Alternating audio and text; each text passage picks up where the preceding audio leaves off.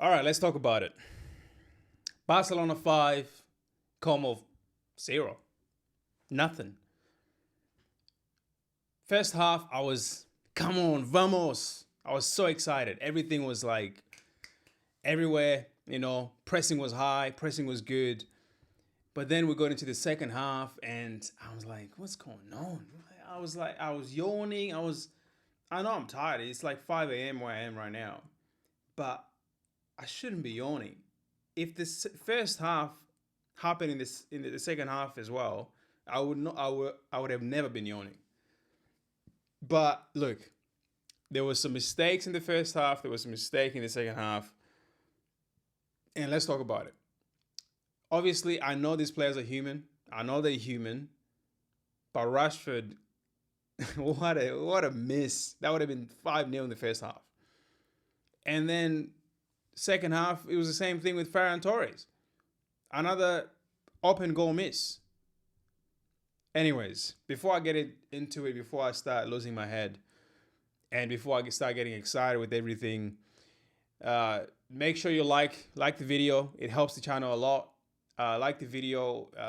You don't have to like it now. You can like it after you've watched it. If you like what you see, press the like button. And also, don't forget to subscribe, because we're a channel. We're trying to grow. It helps the channel a lot, and it goes a long way. And we appreciate it if you subscribe. If you've watched this channel, if you've been to this channel more than once, then please subscribe. It helps us a lot, and it goes a long way. Anyways, now that we got that out of the way, this was the lineup in the first half. And when the lineup came, I was a little bit surprised, because when I saw the lineup on the screen when I was watching the game, it said Ferran Torres instead of Raphinha, and I was a bit confused, but because I saw this lineup first, so I was a bit confused. Anyways, lineup comes up. Juan Garcia in goal, obviously. He did incredible. He played fantastic. He didn't get anything wrong. He made some incredible saves, even though some of them were offsides. Nonetheless, you still got to make those saves, because you never know. And then we had Balde, Araujo, Kubasi, and Garcia in the back. Garcia was a bit of a surprise. I'm surprised that Kunde didn't start. But with that said, Garcia actually did really well. He had an incredible game. He was, I don't know how to say it. He was nowhere to be. He wasn't doing much, but he wasn't doing nothing either. You know what I mean? He was there. He was always there when you need him. He was helping out Yamal. He was helping out Kubasi. He was doing his job. He did his job. And then Kubasi, it was incredible. Kubasi was incredible. He did everything right. He didn't get a foot wrong. He was timing the offsides to perfection. Everything was coming off. Everything was perfect for Kubasi. And I was surprised to see him, because he came off injured. Oh, I don't know if he was injured in the last game against Daegu. And I thought, oh, damn, this guy might be out for a long time. But he came into this game, surprise. He played, actually, I think he played like 88 minutes. I was very surprised with him. And then when I talk about Araujo, and there was some hit and misses with Araujo. Like, there was some defending that he was doing I was questioning myself, like, why is this guy always so glued to the ball? Wherever the ball is, he's like a magnet. He wants to be where the ball is. He reminds me of, like, when I was in school, and because the kids always want to have the ball, they always run to wherever the ball is, and there's always like spaces everywhere. The whole pitch is open, but you see like 10, even maybe 20 kids in one spot trying to get the ball. And Araujo reminds me of that. He doesn't have an awareness to understand, okay, that's not my man. I need to make sure I cover the defensive side of things. Because he was running to where Yamal was, like right on the right wing, right at the front, and he's trying to like press because we lost the ball. I'm like, bro, go back to defending. Let Yamal do that. Or let Fermin Lopez do that. Or let De Jong do that. Why are you the most advanced player in our team ahead of De Jong and Fermin Lopez and Yamal? It didn't make sense to me. But look, I don't want to criticize him too much. Overall, I think he had a good game. He had a good game. He didn't concede. He didn't make any silly mistakes or silly tackles. There was some questionable passing, but hey, we're all human. We make mistakes. I was impressed with him. Other than the whole, him being a magnet to the ball, I was impressed with him with his defending. I was impressed with his ability to understand the offside trap, because he actually did that to perfection today. And then Balde, Balde is always a breath of fresh air. He's always entertaining to watch, because whenever he gets the ball and there's like 3 players around him, and you think, damn, this guy is like, he's cornered, he's caged in, and then all of a sudden he just turns and he's gone. He's out of there. But the only problem I had with Balde was his final product. His final product was a little bit off, like in terms of like trying to find a player in the box. It wasn't there. And that was the problem in the first like 10 minutes of the game. There was a lot of like, I don't know, most players were rusty. And then we're going to go Pedri, De Jong. De Jong, just like Garcia, he had a game where you don't really see him much, but he's doing his job. He's not doing too much. He's not doing too little. He's doing exactly what he's supposed to do. Pedri, by the way, surprised me. He didn't have a great game tonight. This is probably Pedri's worst game that I've seen him play. There was a few passes where he's trying to like break the line of play with his passing, which is like, I commend him that he's trying to do it, but it's like, it's not on. Yamal is right there, but he's trying to find Rashford. Raphinha is there, but he's trying to find Rashford. Or he's trying to find Raphinha when he's cutting. Raphinha is making the running behind. But, Balde is right there when he could have just passed it to Balde, who's in a more open space, and he can just cut it in. That was the only problem I had with Pedri. He was losing the ball a bit more than I expected, more than usual. But overall, he didn't have a terrible game. For his standards, it was not good. Raphinha, it was okay. He scored and assisted. I don't know what else you want from him. He was a little bit everywhere as well in terms of like positioning. I would see him in the midfield. I would see him sometimes on the left back, and then I'll see him as an attacking midfielder, and then I'll see him as a right winger, and then I'll see him as a striker. He was everywhere. I don't know if those are instructions from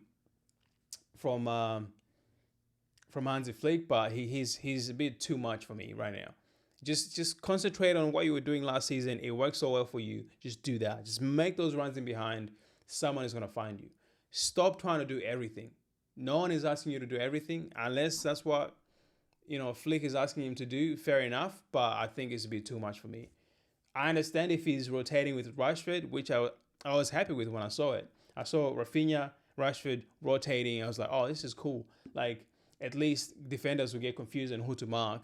Rashford can be on the wing sometimes, and then Raphinha can be the one, making the runs.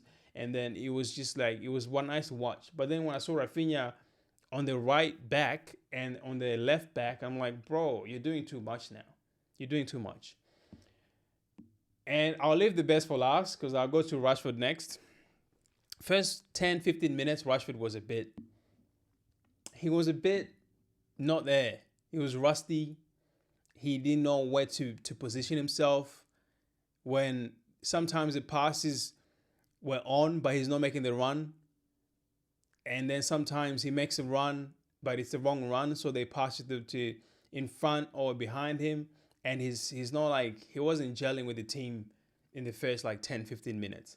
But then he kind of grew into it, and then you started to see what he can do. And that's when I think he ended up finding, I don't know what time was the goal?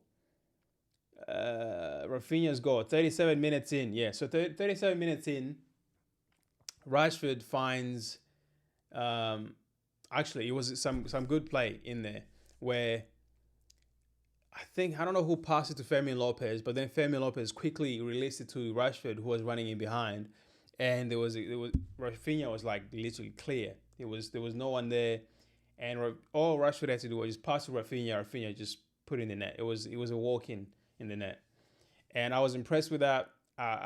Honestly, I did not think he was going to pass. I thought he was going to be selfish and try to shoot himself, but kudos to him for that. And then Yamal, incredible. He played like 75 minutes, to be fair. So I think Yamal had an assist, and did Yamal have an assist? No, he didn't. Yamal didn't assist. Right. So Yamal only had 2 goals. So Yamal had 2 goals. Incredible goals, by the way, because I think the first one was... can't remember the first one, actually. Oh, the first one was when Raphinha was pressing Como, and then Raphinha got the ball back, and he cut it back to Yamal, and Yamal just tapped it in. It was an easy goal for Yamal. But you still got to be there, nonetheless, which is what Rashford wasn't doing, because there was so many times that Yamal was terrorizing defenders, and then he'll cut it back, or he'll play a little bit in behind the players, and there's no one there. Rashford is just standing there. And I'm like, bro, why don't you just run in behind? He surprised me a lot. He surprised me a lot. Like, I was expecting him to do those runs in behind, which is what a striker is supposed to do. Lewandowski would have been doing those things easily. But yeah, Yamal, great game. Can't fault him. He had an incredible first half. Second half was a little bit more quiet, but that's because of the second half performance from the whole team. Fermin Lopez is my man of the match for me. He's the most underrated player in Barcelona right now. Olmo, you can stay on the bench. Honestly, I'm sick of Olmo. I'm sick of Olmo. The fact that his preseason was horrendous. Olmo did not have a good preseason. The last game against Daegu, he had a shocker. I know he assisted, but it was not good. It was not good play from Olmo whatsoever. And I've been disappointed in his game since the start of this preseason. And now he's injured. Shocker. I'm not shocked that he's injured. You know, I'm shocked that Lewandowski is injured. But at the same time, I shouldn't, because he's getting a bit older. But I'm shocked that Olmo is as injury prone as he is. Like, if you're feeling something, just tell the coach. Like, you know, like, for example, Fermin Lopez is a great example. He missed the last game because in training he wasn't feeling good, so he set it out, and he didn't finish training. And now he ended up playing 75 minutes in this game.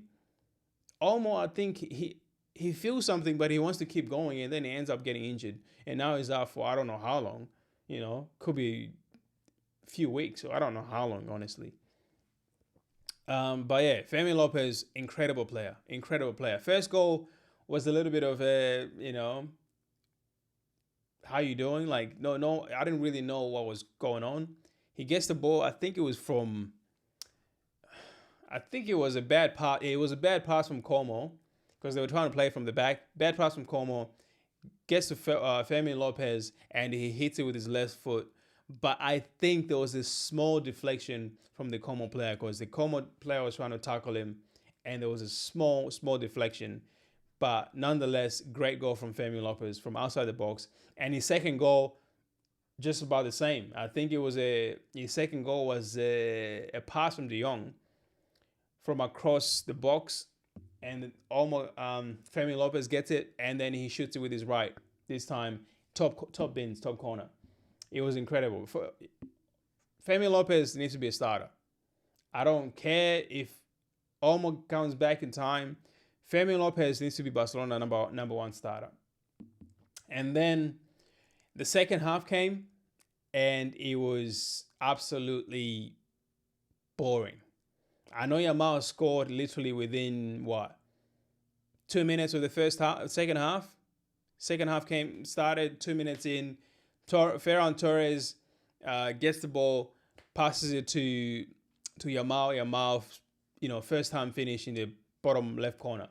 And I was like, oh, this is gonna be like 8-9-0, 10-0 maybe. And then I was wrong. I was wrong because straight after that, Ferran Torres, I don't know, I think it was a pass from Yamal. Yamal, it was running on goal.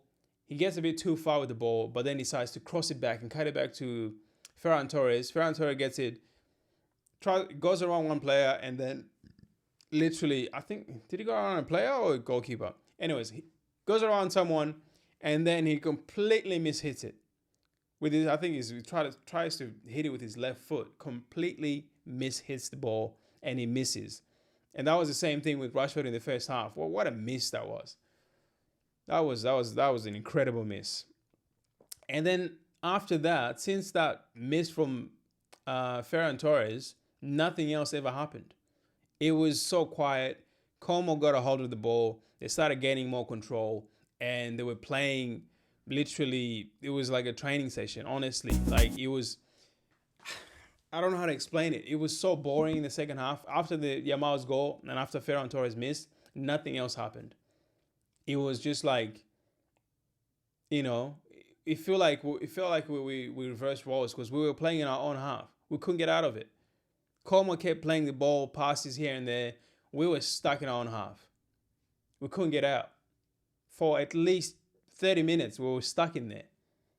And then they started making changes, and then you can kind of see us trying to get out. But we were making so many mistakes. Koundé made a lot of mistakes trying to pass the ball. Who else? Pedri also made a couple mistakes just before he came off. And even Gerard Martin came on. His first touch was a mistake. I was not surprised at all. So, look, it was a good game overall. As a whole, I loved it. 5 goals is not what I was expecting, because I heard that Como are a good team, and they're unbeaten in preseason, and they did pretty well in Serie A last season. So I was not, I guess, underrating. Is that a word? I was not underestimating Como in this game, but I was surprised to see 4 goals in the first half. But then I was surprised that we only scored 1 goal in the second half. But I think we called like Como offside like 10 or 12 times. In the first half, it was at least 10. Second half was a couple times, and they got better. But yeah, that was my take of the Barca versus Como. Like I said, jump in the comments. Let me know, were you guys impressed with this performance? Were you impressed with the second half performance? Do you think maybe players got tired, or were you disappointed that some players dropped off? And were you disappointed that we didn't score more goals? Because I was definitely disappointed. I was as soon as we scored 4 goals, I was expecting another 4, and the fact that we only scored 1 goal after that was a bit surprising. Yeah, don't forget to subscribe, and if you like the video, definitely press that like button, and it helps the channel and it helps YouTube to share it to more people. So yeah, thank you for watching. I'll see you in a bit. Peace.